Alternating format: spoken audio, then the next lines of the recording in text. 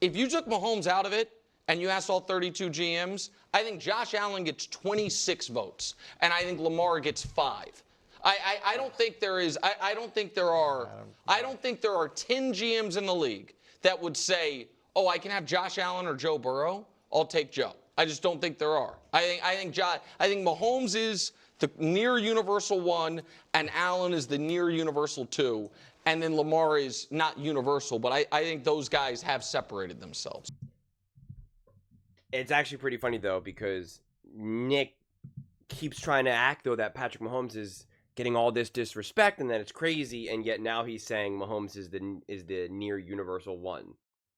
So like, which is it? Has Patrick Mahomes being disrespected? Yes or no? I think obviously the majority of people, if we're taking Mahomes out of it, which I don't even think we should, I think we should keep Mahomes in it. And I think if we kept Mahomes in it, yes, I do think majority of people would pick Mahomes, but I think it's not as close as people think. I think Josh Allen would be up there. And I think if we're going to take Mahomes out of it, then yes, Josh Allen. And I already know the Lamar Jackson fans are gonna panic and this or that. Josh Allen at the core of it steps up and plays better in the playoff games. That alone is why. If you want to say that Lamar is better at this or that, fine. You know, you even if you accept that to be a claim that's true, it's certainly not true in the playoffs, and it's not even close. Not even close. And you can't claim that Josh Allen's sitting on these stacked teams and this, that, and the third, because his team, much like the Ravens have done over the years, have failed him. I feel both these quarterbacks have been failed more by their teams and coaching staff than those individual quarterbacks have failed their teams. But to continue with that thought and that thread, Josh Allen has done more to overcome those issues and has failed and has contributed to the failure of his team, specifically in the playoffs, way less than what Lamar Jackson has done. That's just the reality. And so it's like it's also a very easy decision for me to pick Josh Allen over Lamar Jackson. And it's, again, if you're really being honest with yourself, it's just like, it's the Super Bowl. This you know, it's this, the score is 14-14 going into the second half. It's like, who would you rather have right now? Josh Allen or Lamar Jackson or Joe Burrow?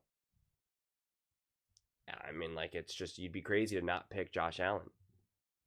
And I believe Joe Burrow's up there. And I don't want to speak too much about Joe Burrow, because I made a couple separate videos about Joe Burrow, because they really, in this segment before, they really kind of isolated Joe Burrow as not really being a top quarterback, or not that he's not a top quarterback, but like he deserves to be like knocked down a peg because of the lack of the team success. And again, I to me, that is just such a nonsense. It's just nonsense is really what it gets boiled down to. We know situation matters. Matthew Stafford did nothing with the Detroit Lions, and in year one with the Los Angeles Rams, he wins a Super Bowl. It's not accidental. By definition, it's intentional.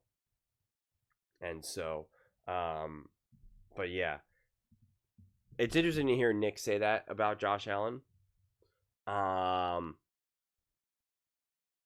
He's so confident in that, but anytime we want to have these conversations about Josh Allen versus like a Mahomes or something, he acts like it's just insane that anyone even remotely considers Josh Allen to be him. And I also don't want to turn this clip into a whole Joe Burrow versus Josh Allen. I've already made a couple of those videos recently, really unpacking that. I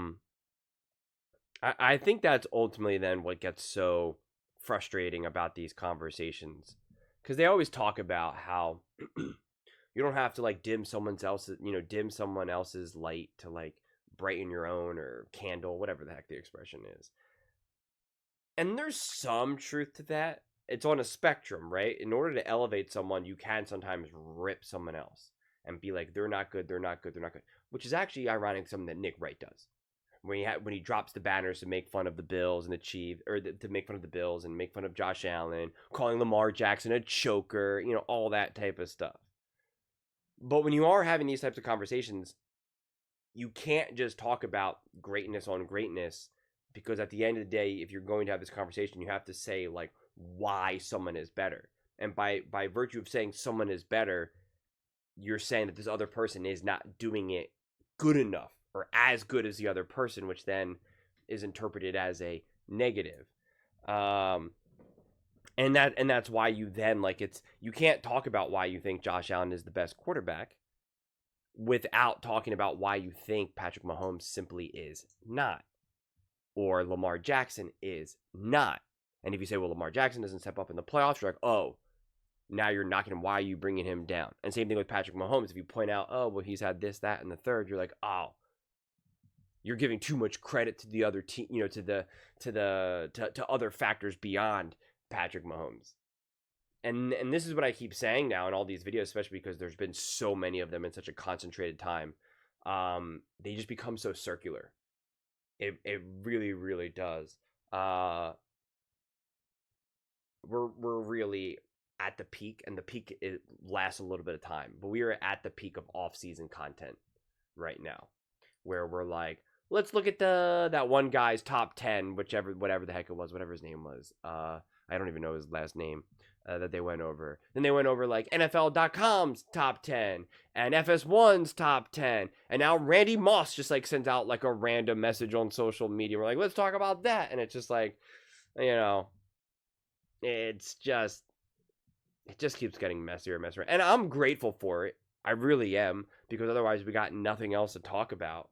So I'm not really fundamentally knocking it, but I am expressing that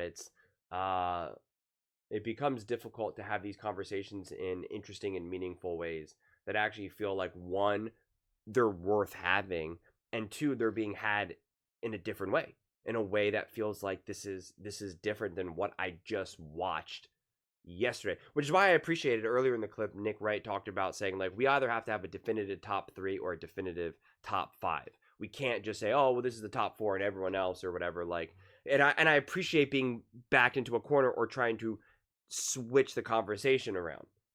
And that's why I'd rather actually switch the conversation to be like, what are we actually talking about? And I'm not going to go on a whole long rant, because I've unpacked this as well a lot now, where it's like, when we mean top 5, like, are we factoring in the past a lot? Are we factoring in 2018, 2019, 2020? Are we just looking at the last 3 years, the last 2 years?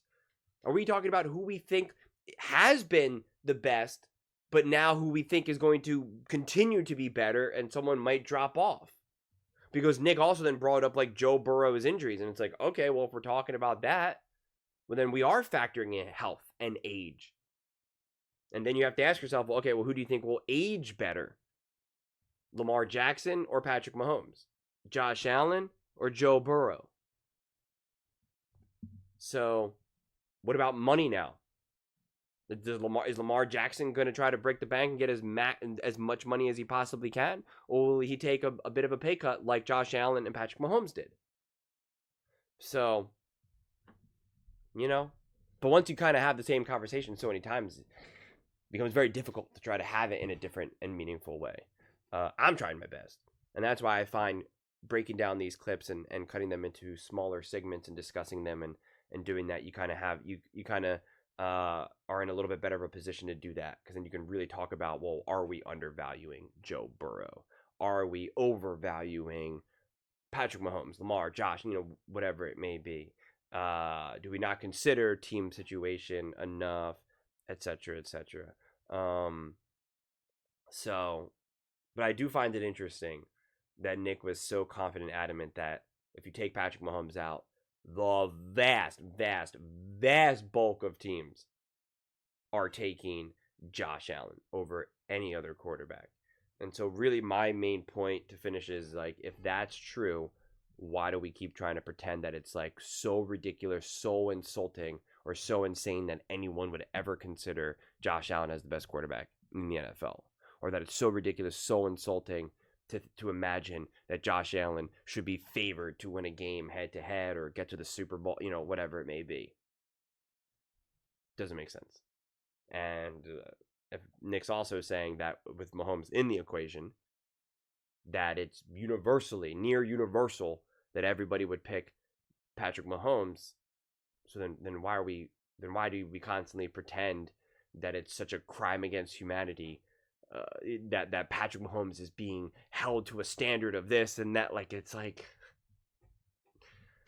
I can't keep up. But those are just my thoughts. I'd absolutely love to hear yours. What do you guys all think about the top 5 list and Josh Allen being essentially number 1 when we remove Patrick Mahomes by a wide margin? Let me know in the comments below. I read every single comment. So whether you agree with me or disagree with me, either way, let's get in some discussions. Let's get in some fights. But ultimately, let's just have some fun. And please do consider subscribing. We are building an amazing community here, and I absolutely love to see you part of it. I want to build something that we all generally feel connected to. Something that we're really excited to be part of. I think we're all on our way to doing it. And please don't forget to give this video a thumbs up, as it really does help with visibility and the algorithm. Thank you so much. See you next time.